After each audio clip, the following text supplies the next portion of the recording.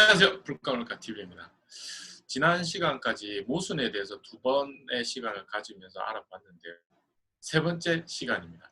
벌써 세 번째? 행정적 모순, 기술적 모순, 물리적 모순 세 가지의 모순이 있다라고 하였는데 지난 시간에는 행정적 모순에 대해서 한번 알아보았고요. 오늘은 기술적 모순에 대해서 알아보는 시간을 가지도록 하겠습니다. 제가 트리지를 배울 때는 기술적 모순에 대해서 상당히 많은 이야기들을 해주셨고 시간이 할애가 됐던 것 같습니다. 유신이 형, 기술적 모순은 어떤 것이 기술적 모순인지 간단하게 설명 부탁드리겠습니다. 네, 모순이 발생하는 원인에 대해서는 지난번에도 말씀드렸듯이 인간들의 욕심 때문입니다. 다시 말해서 내가 하고 싶은 게 있기 때문에 자꾸 뭔가 방법을 찾으려고 하는데 어떤 방법을 쓰니까 하나가 좋아지고 또 다른 게 나빠지고 또 다른 방법을 쓰니까 그 나빠졌던 게 다시 좋아지고 좋아졌던 게 나빠졌다는 거. 즉 좋아진다라는 거를 예를 들어서 A라고 할 때 A가 좋아지고 B가 나빠지고 또 다른 걸 쓰니까 B가 좋아지고 A가 나빠지는 이런 상황을 우리는 기술적 모순이라고 얘기를 합니다. 그런데 우리가 항상 트레이드오프다. 하나가 좋아지면 하나가 나빠지니 이런 현상들이 회사 생활을 하면서 특히 연구 개발하면서 되게 많이 나오는 부분들이고 물론 양산에서도 마찬가지고 그래서 저희는 주로 많이 쓰는 방법이 두 가지가 적절히 상호 보완되는 어떤 절충점을 찾아서 그 영역에서 답을 찾아내는 것 같습니다. 이런 거를 양쪽 다 좋아지게 하는 이런 쪽으로 갈 수 있는 방법도 제시가 되는 거겠죠. 기술적 모순에서. 그렇습니까, 유신이요? 예, 그렇죠. 하지만 트레지에서는 이 두 가지, 즉 A와 B를 둘 다 만족시키는 거를 우선적인 목표로 생각하고 있습니다. 만약에 하나가 좋아지고 다른 게 나빠진다, 또 다른 게 좋아지고 또 원래 게 나빠진다라고 하면은 방금 얘기했듯이 그 최적점을 찾아가지고 거기를 맞추면 되는데 이런 식으로 해결을 하다 보면은 어떻게 보면은 둘 다 각자 입장에서는 손해를 보는 그런 결과를 가져오게 된다라는 거죠.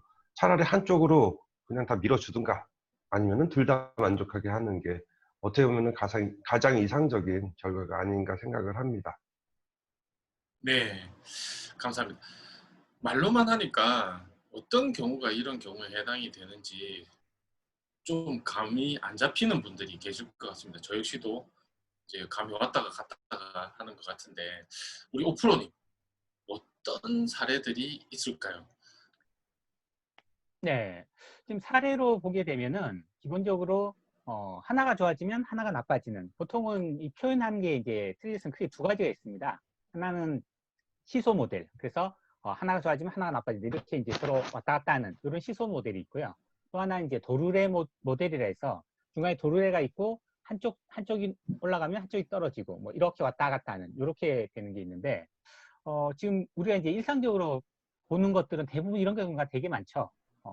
뭐 어떤 사례라고 하면 최근에 저희 애가 그 치아 교정을 했습니다. 그래서 치아 교정을 하면 치아 교정기를 이렇게 끼게 되는데, 그렇게 되면 이 교정기를 끼게 됨으로 해가지고 치아가 이제 좋아지는, 이렇게 가지런하게 보기 좋게 되는 거는 좋은 거죠. 근데 이걸 교정기를 끼게 됨으로 해가지고 이게 이제 잇몸도 좀 아프고 또 그 다음에 보는 사람이 또 쟤 별로 이쁘지 않은 그런 모습이 나타나는 거죠. 그래서 치아 교정기를 끼면 치아는 좋아지지만 아프다라든지 혹은 다른 사람들이 나를 봤을 때 좀 혐오감을 느낄 수도 있다, 뭐 이런 게 있다 그러면은 치아 교정기를 껴야 되냐 말아야 되냐 이런 문제가 될 수 있거든요. 그렇게 하면 끼면서 좋아지지만 좋아진 특성은 분명히 이제 나중에 교정이 되니까 좋아진다. 하지만 나빠진 특성은 그렇기 때문에 지금 당장은 아프거나 혹은 다른 사람들이 나를 볼 때 뭐 혐오감을 느끼거나 조금 더 외모적으로 안 좋아질 수 있다, 순간적으로 안 좋아질 수 있다. 그런 것들이 하나의 보면 하나의 트레이드오프라고 이렇게 볼 수도 있는 겁니다. 그게 뭐 하나의 사례라고 볼 수 있습니다. 재미가 없는 사례인 것 같습니다. 좀 더 재미있는 사례로 다시 빨리 알려주세요. 이런 재미없는 사례는 패스! 제주에 있잖아요. 근데 제가 제주에서 서울을 가려고 하면은 어떤 방법이 있을까요? 비행기를 타고 갔을 때랑 차를 가지고 갔을 때 좋아지는 점은 비행기를 타고 가면은 시간은 빨리 갈 수 있지만 단점은 뭐죠? 많은 걸 못 들고 가요, 제가. 한 귤 10박스 이 정도를 못 가져간다라는 거죠. 근데 배를 타고 가면은 짐은 많이 가져갈 수 있지만 시간이 많이 걸린다는 거죠. 전문가께서 두 가지 예를 들어 주셨습니다. 오프로께서는 치아 교정, 치아를 가시전하게 만들기 위해서는 교정을 해야 되는데 그 교정기가 다른 타인한테 보임으로 인해서 오는 심리적인 어떤 나쁜 점이 추가로 발생을 될 수 있다.